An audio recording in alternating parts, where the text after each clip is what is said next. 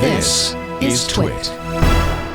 All right, let's talk about you talk about the Register, Paul. What the Register called just a non-starter because of the cross-licensing deals with AMD. Can Qualcomm, they've got the money or they got the stock value, can they buy Intel? Yeah, but so Bloomberg and I think was it Reuters or the Wall Street Journal? I guess the Journal had the scoop. Okay, and the then recent Bloomberg one. confirmed it with their own sources. Yeah, so as did Ming-Chi Kuo, by the way, of all people. Yeah, depending on what you read, part of this would involve them selling off something. Yeah, right? So yeah. They don't have the cash to do it. They're not going to take all of Intel. It would be kind of a multi-pronged thing. So the discussion around Intel to me is what Intel is today and what Intel hopes to be in the future, right? And in the idealized version of the future from Pat Gelsinger, this is a company that designs and builds chips, and builds chips not just for itself, but for others. Right. But I don't expect that foundry business would survive on its own for long. That's what Qualcomm would grab. Right. Yeah. That's where I was going. So the part that designs x86 chips, which is the part that owns those patents that Leo mentioned and whatever other IP, is in many ways the least consequential part of this transaction, right? But also the one tangled up in all these legal constraints and so forth. Yeah. Well, that's right. That's what the Register said, that those licensing deals with AMD go out the window as soon as there's an acquisition. That's part of the deal. That's interesting. Okay. So they'd have to renegotiate all of those cross-licensing deals. Only if they took the patents. If they wanted it. Yeah. If they wanted Maybe they don't want x86. So you think they don't want the foundry business? They want the I think they want the I think they want the foundry business. I think they want the foundry. That's the point. Because Qualcomm is a foundry business, right? That's right. And by the way, at least half of Qualcomm's revenue is from patents. So maybe they just want the patents. I'm not sure if that's half, but it's a chunk. Huge portion of it. It maybe has changed now that they actually. Yeah, I don't think it's quite half, but it's it is a big chunk. If Intel is successful and the United States government is playing a role here to make it be successful, that would be the business that's lucrative, right? Not the x86 chip design thing. When Qualcomm started making ARM chips for PCs, many years ago now, because they actually worked on this for Windows 8 originally, one of the things they couldn't do was use any of that IP to emulate. They had to do clean room, their own kind of thing. They can't. There's certain x86 opcodes or whatever that you just can't. You just can't use them. Intel will go after you. They're very aggressive about it. That's why they had that issue with AMD. But maybe they're at the point now where they don't need them. If you accept the fact that x86 is legacy essentially, and that they can now emulate that really, really well. Well, and the U.S. government made AMD come into existence because they didn't want a sole provider for x86 from Intel, right? This was already a government construct. You can use a government construct to unravel it too. Yep. So, we'll see, but there were rumors a month or so ago that they had been talking about buying part of Intel. Now it's like we're going to, it's Intel. But it's not really Intel. Like, it's not all of Intel. No one has said this explicitly, but my guess, and I think we all agree on this, is that what they're going after is that foundry business. They want the fabs. Yeah. And this is sort of like when you look at Google with antitrust, and I know it's years down the road and anything could happen, but if the government actually orders that company broken up. Revenue comes from QTL. Okay. Am I talking? You are. Yeah, I thought I was muted. I was just asking Gemini. Because it'll know. Qualcomm Technology Licensing, is that what it is? that's their licensing side.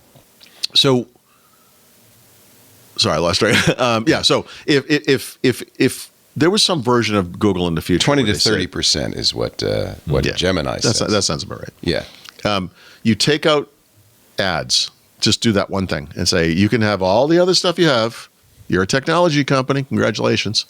That company is diminished to a degree that you wouldn't even recognize this company anymore. It goes from being one of the top 3 or 5 or whatever companies in the world by value to being nothing. 70% of the revenues come directly from ads. Right. Now, it doesn't mean they disappear. It doesn't mean whatever, but they become a vastly diminished company. Now, there are other ways to separate that company out and whatever, we'll see. But if you think about Intel as just a company that designs x86 chips for PCs that are now made by other company or manufactured by other companies, I guess.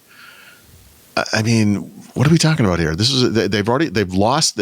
They have nothing to give to the mobile world. Mm-hmm. They already sold off the important bits there. They have, I guess, Mobileye or whatever, but they are failing in the data center. They're pretty much just PC. And I don't know if you're following this hyper growth market that is the PC, but this is not a big future there. So that's a vastly diminished company. The real future of Intel is the foundry. Intel, of course, they have shareholders, right? So if people can cash out and that's part of the deal, I think a lot of their shareholders would be okay with that. But from the perspective of people at Intel, I'm sure, the leadership anyway. Well, of course, Intel stock went up and Qualcomm stock went down on this. Yes. Yep. Everybody thought, good deal for Intel. Talk about a good deal for Qualcomm. Talk about an anchor. My God, is there a bigger anchor in this industry than Intel? Jeez, but take that off. Intel's strength has been vertical integration because they largely invented a lot of this industry. The fact that they've always had all the pieces, so they didn't have a choice. The question is this now legacy and actually an impediment to progress? That was Nokia's strength too, and they're gone as a mobile. So the thing is, like, you're seeing this. At the same time, SpaceX is vertically integrated and it's considered a strength, right? Like, but one would argue in industries of true innovation, vertical integration is important, and that we're not seeing that much innovation here anymore. Right. And so optimization is more important. Even if we did, right? What if somehow Intel innovates to some degree that's crazy? They do something that's amazing. It's just like better than anything Apple's doing, whatever. We're talking about a market that's selling kind a couple $100 million. Could be. It's just not. Well, and they have tried C-Itanium and been punished for it. C-Itanium, right? Like that's right. The bottom line is at the moment that they couldn't make a new chip, that it was that their customers rejected them. Arguably, they should have reorganized at that point to say, okay, it's commodity business. This was the problem I had when Vista came out, and I thought, I hope this doesn't prevent some future Microsoft or Windows team from shooting for the stars again, because they really went for it and they cratered. And I thought, man, this company is never, or this part of the company, which was the company, right, is never going to take risks again, Mm-hmm. And then they did Windows 8, and I was like, all right, maybe I should just shut up because, geez, like sometimes. But they did not do that willingly. Like that was they were bullied into it.